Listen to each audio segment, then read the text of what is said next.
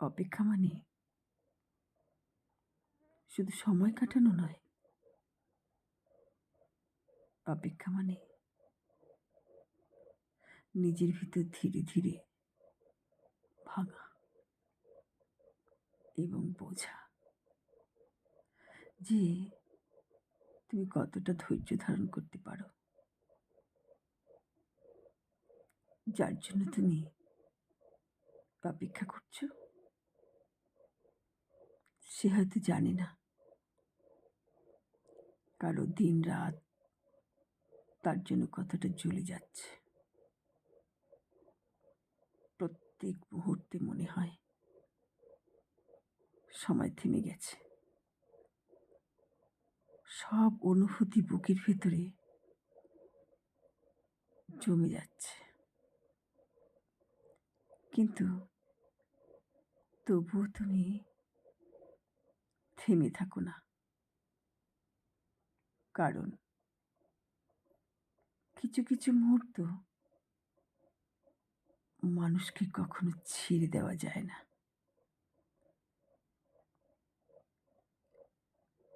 অপেক্ষা আমাদের শেখায় ধৈর্য, আমাদের শেখায় নিজের অনুভূতিকে বোঝার কষ্ট, এবং আমাদের ধীরে ধীরে শক্ত করে। হয়তো শেষের দিকে তুমি বুঝবে অপেক্ষা শুধু একটি সময় নয়, এটি একটি অভিজ্ঞতা যা আমাদের ভেতরের মানুষকে নতুন করে গড়ে তোলে, আমাদের অনুভূতি আরো গভীর করে এবং আমাদের মনে শিখিয়ে দেয় যা সত্যি গুরুত্বপূর্ণ। তা কখনো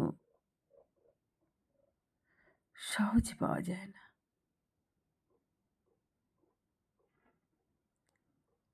এটাই হয়তো অপেক্ষার যন্ত্রণা। অপেক্ষা